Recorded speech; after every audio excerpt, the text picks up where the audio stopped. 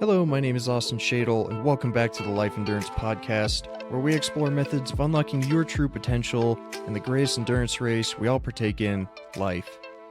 I think today's topic matches up perfectly with the previous episode about taking massive action. Today we're going to talk about how in many cases, you just don't know without experience. The world is very complicated and overwhelming. There's a million different career paths you can take. We're able to live anywhere in the world with modern technology and transportation, and there's 8 billion people in the world, making dating and social activities overwhelming to consider. It is genuinely difficult and stressful to be young and finding your path. It's easy to overthink everything and sit in a state of paralysis rather than advancing forward.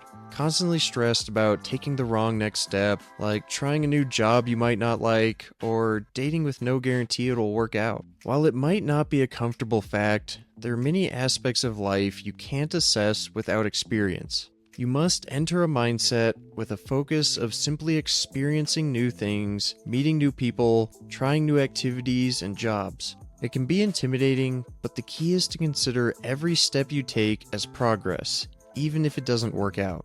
Here's a couple personal examples.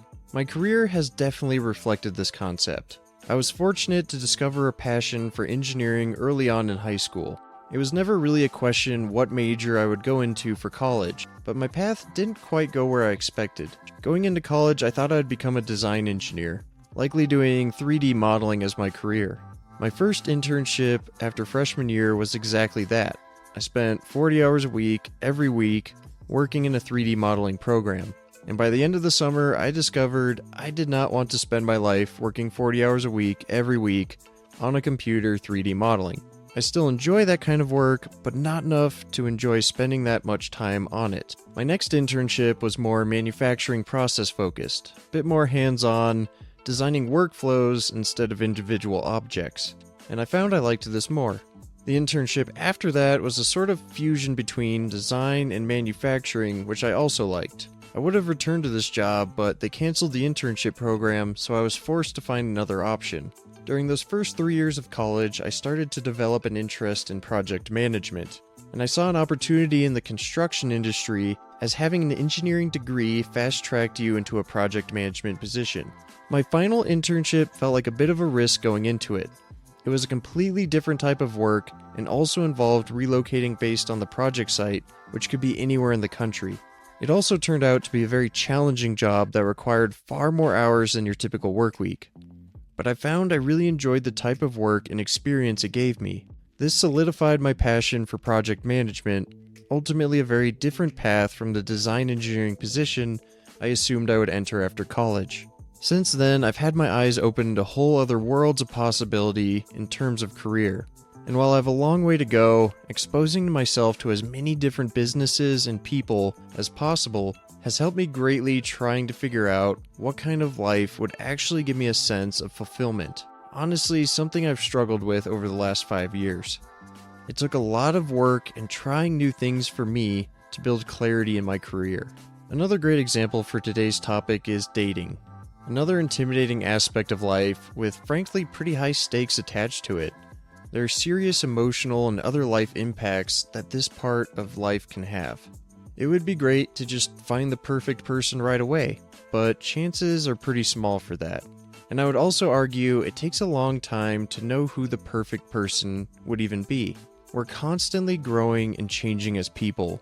The more we learn and experience, the more clarity we build in terms of values and goals in life. By your mid-20s, you might be a completely different person than you were in high school. And with that, the type of person that would be a good partner for you changed as well. We can build a pretty good idea of what we want in a partner simply through internal reflection, doing an inventory of our personal values, goals, and desires. This can paint a lot of the picture, but there will still be holes in the picture that will stay blank until you have the experience to fill them with. I guess what I'm getting at here is that you don't know what you don't know. Throughout my dating experiences, I've learned a lot about what I'm truly looking for in a partner. I've had bad experiences. Like any relationship, they start off in a good place, but again, you don't know what you don't know, and eventually the bad parts start to emerge. Characteristics in people that you wouldn't know to look for without having experienced before. I've also had good experiences that helped me build clarity on what I should be looking for.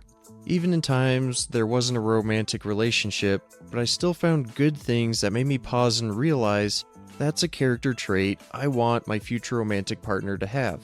Again, things I wouldn't have realized without experience. You have to put yourself out there, meet lots of people, go on dates, and accept the fact that most dating opportunities won't work out. And that's okay. The goal is to get one step closer each time building clarity. And as you build more clarity, it becomes easier to spot potential matches, as well as avoid the ones that wouldn't work out, reducing some of the stress and potential heartache. I could keep rambling on about this subject as it applies to basically every facet of life, but also parallels with many past topics I've covered in this podcast, so I'll leave it here. Don't be afraid to put yourself out there. If you find yourself feeling lost or just not sure which direction to move in life, that might be a sign. A sign that your new focus should simply be to try new things, to gain experience. I know that can sound very intimidating.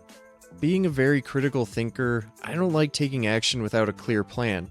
But I promise you'll thank yourself in the end and grow as a person so much faster by putting yourself out there and experiencing those unknowns. That wraps up today's episode. What kind of new experiences have you had lately? If you can't think of one, hey, that might be a sign. And if you found value in this episode, please take 30 seconds and give it a share.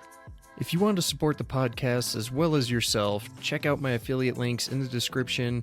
You can find my favorite Cage supplements and get 15% off with the code SHADY15, as well as my favorite adventure gear from Kettle Mountain with their lifetime repair guarantee. Check it out now to get 15% off of your first order.